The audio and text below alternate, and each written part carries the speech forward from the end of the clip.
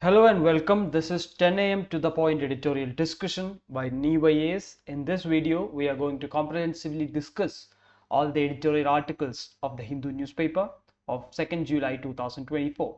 We have one article for detailed discussion today, which is on the new criminal laws that has come into force on 1st of July. So we'll discuss this particular editorial in detail. We have an article on the Iran presidential elections. We have a related article on foreign relations by Stanley Johnny. This is on the Israel-Gaza war. Then we have an article by Subramanian Swamy on the unemployment situation in India. Then we have an article by Ashok Lavasa, former Chief Election Commissioner, on the voter anonymity or the electoral privacy. Then there is an article on the state of Kerala and the politics regarding the left and right in Kerala. We have the Hindu data point on the LGBTQIA rights as well. So let's move into the articles one by one. We'll start with the quick overview part where we have the Iranian presidential election for our discussion. You know that Iranian President Ibrahim Raisi met with a helicopter crash recently. This was in the border of Armenia and Azerbaijan, and post this president's death, Iran was forced to have a new president elected, and the election is ongoing right now. So the two major parties that are in contention in Iran are the conservatives and the reformists. What the article says that is, irrespective of who comes victorious in this election, the country has certain issues to be dealt with. And the possibility for a policy change is very unlikely. Just like the American democracy, a policy consistency is going to be there when it comes to Iran as well. If you look at the issues one by one, there is an issue of cultural policing. You should recall the incident of Mahsa Amini, where a woman was taken into custody by the cultural police and she was murdered during the interrogation period, and widespread protest followed throughout Iran. So Mahsa Amini is a major issue in Iran. This is an example for you in the society paper as well when it comes to women's issues. So in that context, cultural policing is a major issue in Iran right now. Then there are tensions with Israel because Israel recently bombed the Iranian embassy, and as a result Iran has sent retaliation missiles to Israel as well. And you should also recollect that Iran has proxies in the region in the form of Shia militias. Iran is a Shia country, is the leader of the Shia group, and it has proxies there in the form of Hezbollah of Lebanon and Houthis of Yemen. So that issue is continuing. Then the expansion of the nuclear program, because Iran and America has withdrawn from the Joint Comprehensive Plan of Action or the Iran nuclear deal. And after this withdrawal, Iran has announced its continuation of the nuclear program. It will increase its nuclear arsenal. So these are the issues that are pertaining to Iran at present. Iran will continue to hold on to these key issues or policies in the coming term as well. So that's the takeaway from that particular editorial. Let's move to the other international relations editorial. This is written by the Hindu chief of the foreign relations department, and he has said that Israel is facing a strategic defeat in Gaza. The logic behind this argument is, when this war started after the October 6 attacks or the provocation by Hamas, when this war started, Israel declared that it will burn down or it will eliminate every leader of Hamas. The aim of the Israeli assault was the complete elimination of Hamas. And as of now, when you take Gaza has a population of 2.3 million. And among them, 100% people got displaced, almost 100%. That means everybody got displaced because of regular bombings and land-based war. Everybody got displaced. 37,000 got murdered. And quite a good number, almost 80,000 people, 86,000 people to be precise, got wounded. So the onslaught has been very severe. But despite this onslaught, Israel failed to eliminate Hamas. And recently, the Israeli Defense Forces chief came up and said that it is very impossible to eliminate Hamas because Hamas is not an organization, it's an idea. It's an idea that is rooted in every citizen of Palestine. So if that is the case, eliminating Hamas will be equivalent to eliminating the entire population of Gaza. So it is an impossible task right now for Israel. That is why the author says that the current war is a strategic defeat for the country. And at the same time, Israel worsened its situations with both Lebanon and Iran. Because as I have said in the previous article, Israel bombed the Iranian embassy. In retaliation, Iran has sent missiles, and in fact, it has worsened the relations with one of the major countries in the region. At the same time, you know that the left side of Israel is the Mediterranean Sea, and on north there is Lebanon. And it is in this Lebanon they have the Hezbollah militants. So Hezbollah is deeply rooted into the pockets of Lebanon. So a full-fledged war with Lebanon is impossible for Israel. But there has been provocations and exchange of missiles between both these borders, and Israel had to forcefully displace its population or relocate its population from its northern border. So this situation is also something that is not favorable for Israel. As a result, it's not a win-win situation for Israel, but the situation is rather very catastrophic for Israel's perspective, from Israel's perspective. So that's the takeaway from this international relations article. We don't have specific points for a main answer like that, but it will give you the perspective. That is why I've put it in the quick overview part. We'll move to the next article. This is written by Subramanian Swamy. Is a former minister in the India government, was a member of the Bharatiya Janata Party, but of recent times he has been very critical about the government, and this is one article that is on the same lines. He is criticizing the government on the basis of numbers. He says that one of the major reasons, if not the major reason, was unemployment when it comes to the electoral setback faced by the BJP. So he gives a number which is 25 million plus. The country needs 25 million plus job opportunities to satisfy the unemployment crisis in the country right now. So as per the official statistics, unemployment situation is at 3.1% in 2023. This eased from 4.2% in 2022. Even though the government says that the situation has eased, it is not reflecting in the ground, says the author. And that is why, so we should take one more status into account right now. The government also said that there has been a growth of 8% in the recent decade. So if there is a growth of 8% and if there is an easing of unemployment to 3.1%, the government would not have faced this setback in the elections, says the author. So unemployment situation is real. And one of the important accusations that the author raises in this article is that he gives statistics from the 2019 pre-COVID period. He says that the growth rate without the advent of COVID went down to 3.4% in one quarter of 2019. If growth rate went down to 3.4% without COVID, it reflects some kind of a structural drawback. And when that structural drawback prevails, it is impossible to grow at 8% for a decade continuously. So there is something wrong with the data, says the author. He says that the manner in which this data or this figure of 8% has been arrived is not disclosed. And in that case, even if India is growing, the way India is growing is like a K-shaped recovery. So you know that K-shaped recovery means different sectors growing in different paces. So there will be one sector that is not growing at all. There will be another sector that is growing very fast. So just like that, the author talks of a phenomena called K-shaped inequality. So in that regard, so if you imagine like that, there is one particular group, for example, 1% of the Indian population, they are growing at 40%. I'm giving a made up statistics. 1% is growing at 40%, the other person will be growing at 0.04%. This is possible, and this is something called the K-shaped inequality. Different sectors growing at different paces or different speeds, and he has given one statistics which says that 1% of the population holds 40% of the wealth. So this is a classic case of inequality.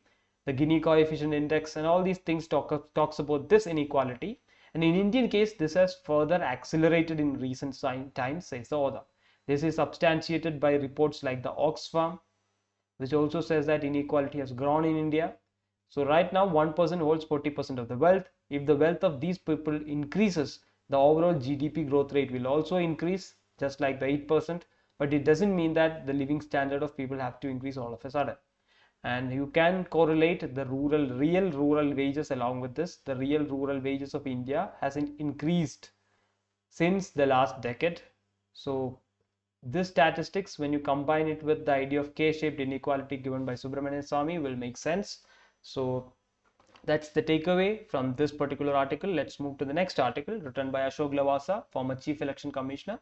He starts off with an incident in which a JDU MP from Bihar, he has threatened the Yadavs and the Muslims from his constituency. He said that you can come and have tea and snacks, but you cannot expect any favors from me. So this was said by the MP after winning the elections.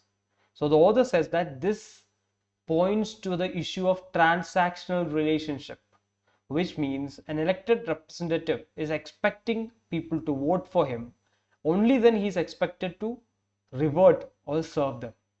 And if people are not voting for him, or if he finds out that they have not voted for him, he is likely to be partisan to them. So this is a major issue that is highlighted by Ashok Lavasa. He terms it as transactional relationship, and in order to avoid this particular issue, he brings forth Rule 56 of the election rules, which says that any form. So earlier there was a ballot paper. So it is in this ballot paper people used to cast their votes, and this was deposited in the ballot box. So this rule was made during that time, the election conduct of the election rules, and it clearly says that this came in 1961 before the electronic voting machine.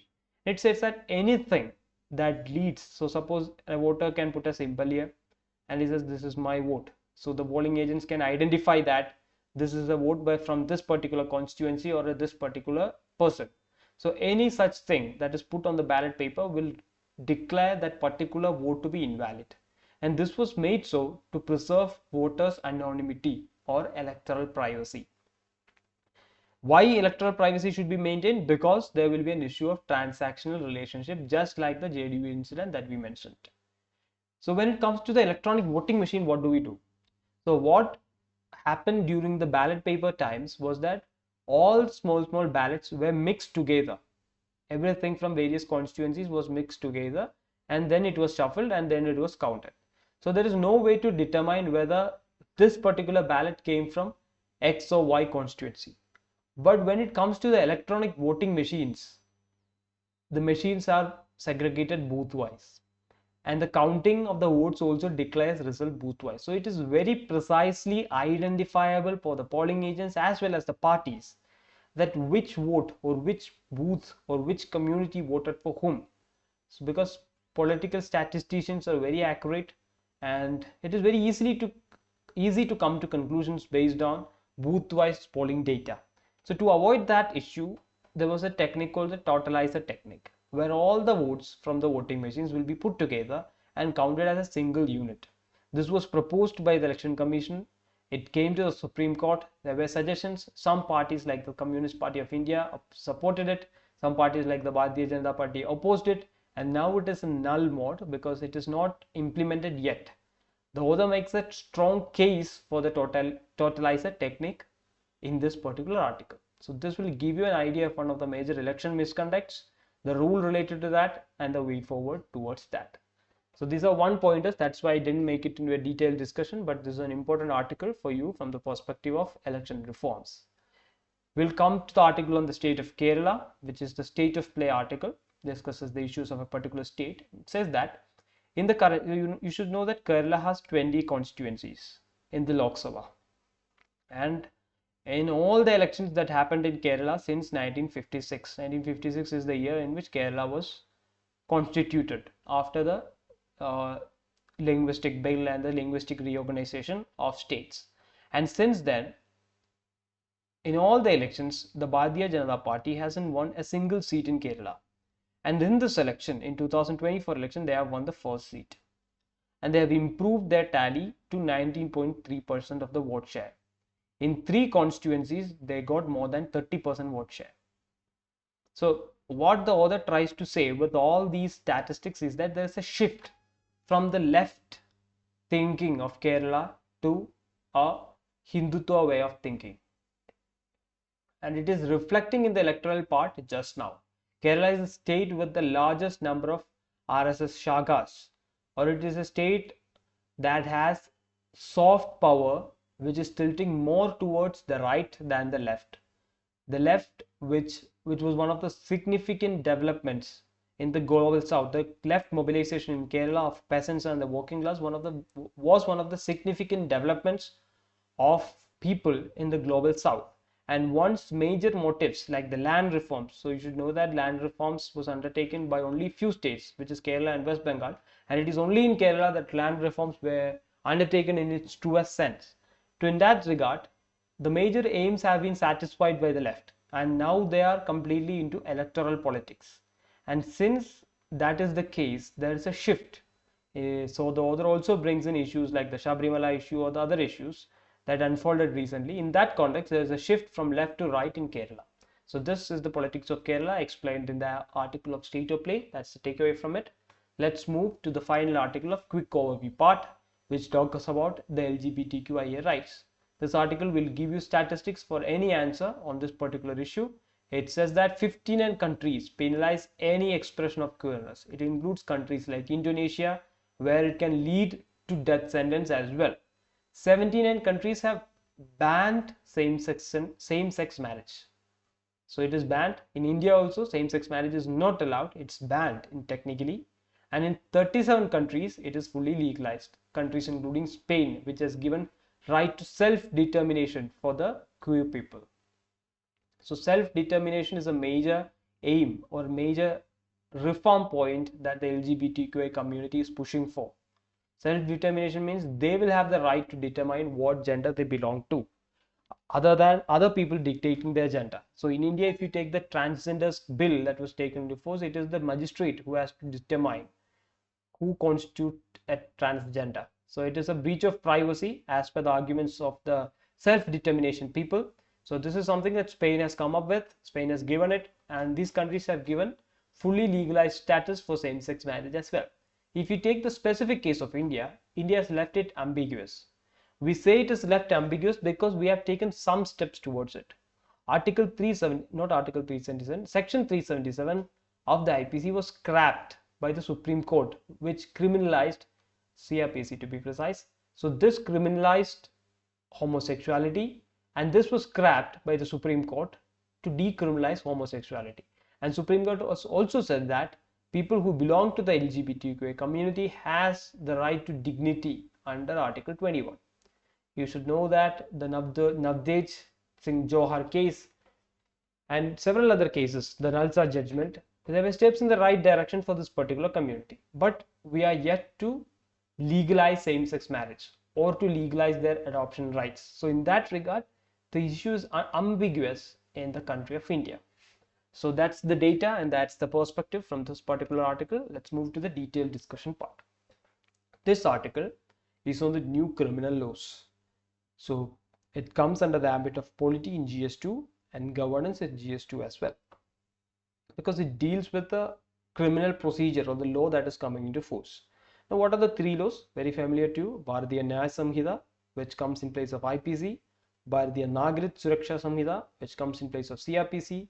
Bharatiya Sakshya Adhinayam, which comes in place of the Indian Evidence Act. And all of this came into force in July 1st, which is yesterday. And this rollout is drawing severe criticism because of the following issues. These are the issues of the Act as well, on a general sense. First of all, the acts were passed without much of a parliamentary deliberation, because at that time the opposition was not strong. The ruling party could pass bills without the presence of the opposition because they had single party majority, and parliamentary deliberation was not there. It was referred to a select committee which suggested some changes as well, but much of a deliberation didn't take place. As a result, there's a lack of public consensus as well. So if you ask anyone about the changes that is being brought in these particular acts, people are unaware about it. And it is not a matter of unawareness of people alone, because when you talk about things like the criminal procedure code, the entire procedures are going to change. The way people are going to be handling everything from lawyers to police personnel are going to change. So for this, not just the common people, but the police officers and the judiciary has to be prepared. The Law Commission of India, or the Bar Council of India has asked for more time to prepare themselves for these new procedures, but the government has not granted it. The government is looking for a way where a tough transition is going to take place because the date is already gone. Now, these are issues with the passing of the bill. There are some issues within the act. One is the increased leverage for police custody. The number of days a person can be kept in detention was increased from 60 to 90. Similarly, this act is tilted more towards police and their powers than civil rights. So this is the major criticism that is coming against the act. Second is the inclusion of terrorism in undefined form. You know that section 124A of IPC, which deals with sedition, was scrapped by the Supreme Court. And we have a specialized terror law. We have the National Investigation Agency Act, or you have the Unlawful Activities Prevention Act, UAPA. So these acts deals with terrorism now. But penal law doesn't deal with terrorism now as of now. But this particular act introduces terrorism as a crime in the penal law. And there it is not defined. So once it is not defined, there is always a scope of interpretation for the police or the investigating agencies. That is likely to affect the civil rights of people as well. So these are the major issues outlined here. Now, when it comes to the merits, there is a transition from crime and criminal tracking network system, so which is managed by the National Crime Records Bureau. So there is going to be a systematic transition to a software-based system. There is also a change where FIRs can be registered irrespective of jurisdiction, which is also called as zero FIRs. So this has been given more ambit in the new act. Finally, the major change has been the video recording of the proceedings. So this is something that was appreciated by the Chief Judges of India as well. When the procedures are being recorded through videos, it will give more leverage for the investigating agencies to prove a crime. So these are the takeaways. So these are the ideas with regard to the new criminal laws. That's the takeaway from today's Hindu editorial. Thank you for listening.